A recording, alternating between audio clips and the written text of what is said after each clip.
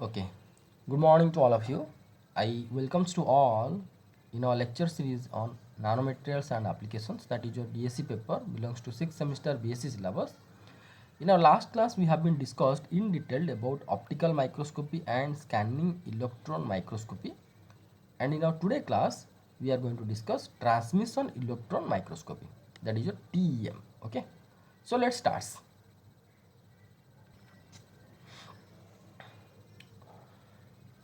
So about optical microscopy we have been discussed in detail in our last class. Then we have been discussed scanning electron microscopy in detail we have been discussed, and also I given the link in the description in that video that you can download this note.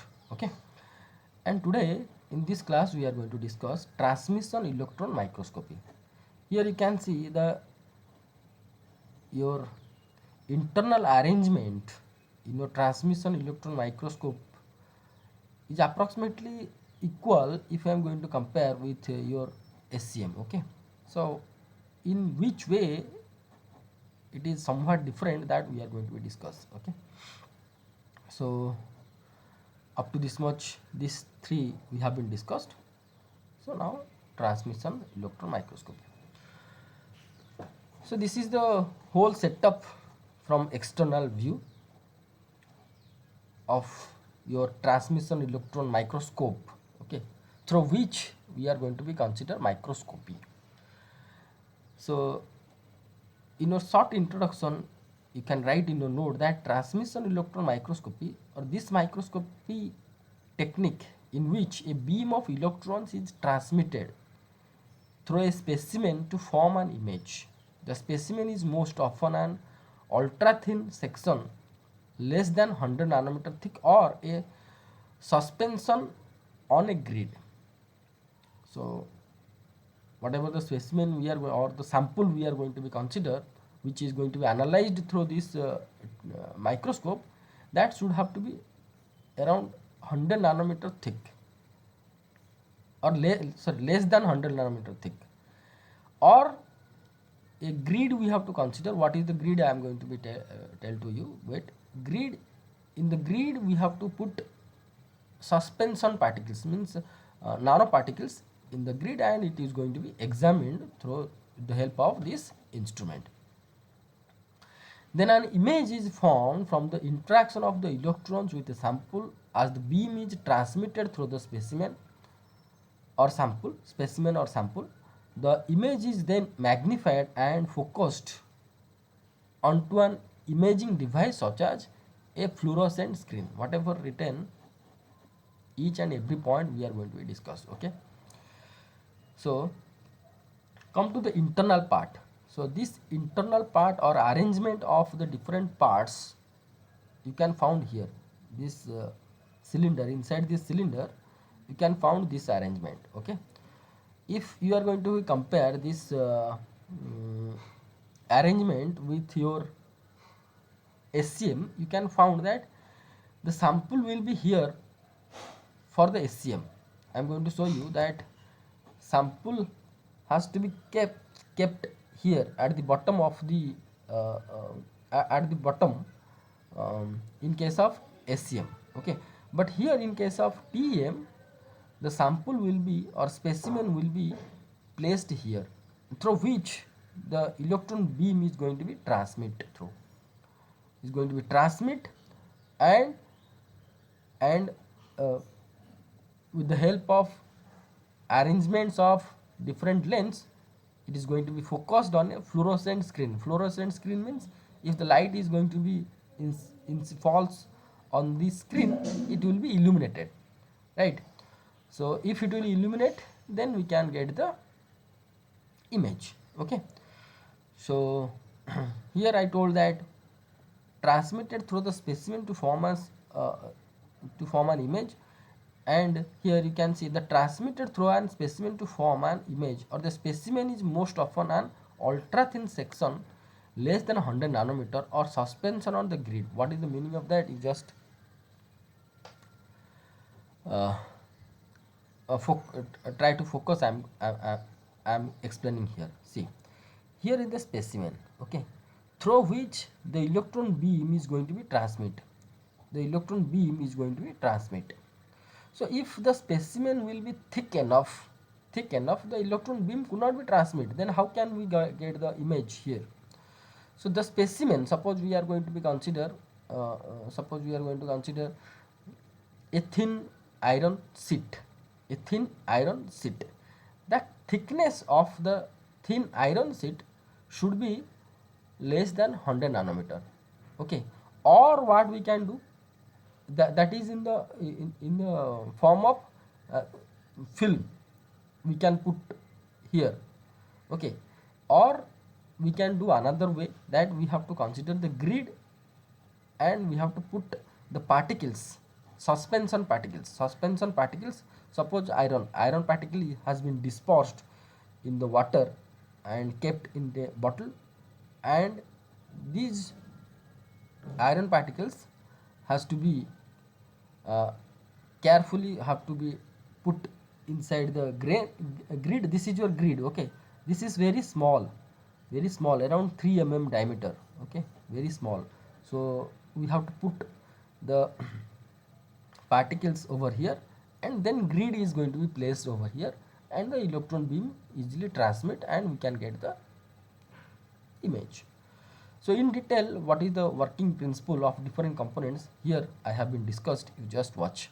So electron source or electron gun produced high energetic electron beam by applying around up to 30 to 40 kV. You can just change over here, but up, up to you can write up to 50 kV. Okay, in case of SCM it will be 30 kV, but in case of TM larger uh, energetic electron beam is required. So you just write 10 to 40 kV. Okay, not here 10, you don't write 10, you write, wait, I'm going to write to you, write for you.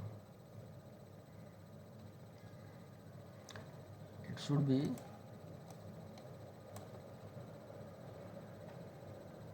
30 to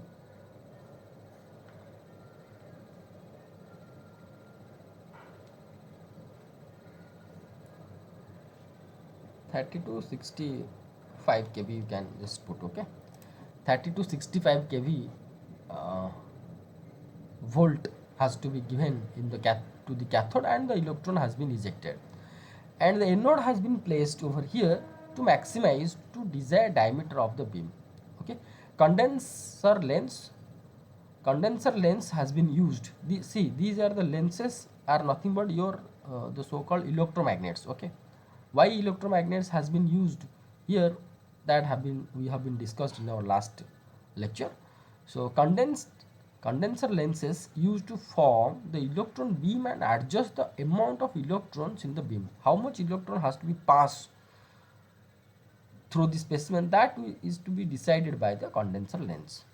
Okay, then scanning coils is not there here. In case in our SCM, scanning coil will be there, because the electrons has to be scanned on the surface, on the surface of the sample. So scanning coil is required in case of SCM, but in case of TM there is no scanning coil is required, because the electrons has to be transmit through the specimen, through the material it has to be transmit. Okay, so scanning coil is not required here, but specimen sample, instead of your scanning coil, specimen or sample is placed here. Okay, in the grid, the specimen and specimen in the grid or sample which will be less than 100 nanometer thickness has to be placed here, through which the electron beam is going to be passed. Then the electron beam is then transmitted through a sample, and then transmitted beam is focused by objective lens. So objective lens works to focus the transmitted beams. Okay, to form an image. The image is then, so here when the electron beam has been passed through the specimen, the objective lens forming the image. Okay, the objective lens objective aperture lens, or you can write objective lens only. Objective lenses, whatever used here, it will work to form an image, and the image is then passed through the projector lens, then passed through the projector lens to enlarge the image. To enlarge the image, it has to be passed through the projector lens. Then the enlarged image strikes the phosphor screen or fluorescent screen. Fluorescent or phosphor screen, that means when the light is going to be fall upon this screen, the screen is going to be illuminate. So where the light is larger, there it will be illumination will be large, like that. So that means different illumination will be create, different illuminations will be create the image, so called image. Okay, so and light is generated allow the user to see the image. So when the image strikes on the phosphor screen or fluorescent screen, the light is going to be generated and allow the user to see the image, and then this image will be processed by a computer, and then we can get the image in raster format for further. Raster format means JPG, TIFF, like that. In those format we can get the image for our further analysis. So here you can see animation that you can better understand whatever we have been explained. So some of the example that lighter area of the image represents. So here whenever the electron beam or the image is going to be incident on the fluorescent screen, we can found this type of image. So these are the two examples here I have been shown for you, that these are the particles and these are vacant place. These are the vacant place, these are the particles. That means here inside this bottle these particles are dispersed, and we have to carefully, we have to take by the dropper and we have to put over here on the grid, and this grid has to be placed here, through which the electron has to be passed. So when the electron is going to be passed through this sample, the less electron has to be transmitted. When the electron is going to be transmitted through the grid where the sample is not present, then larger or more electron is going to be passed. When the more electron is going to be passed, the more electron where it will be illuminated, it will give you the white patch, larger white illumination. But where the electron has been passed less electron passed through this material, that means you can get less illuminated area on this fluorescent screen. So here you can see that the lighter area of the image represent those area of the sample through which more electron were transmitted. So this is your sample.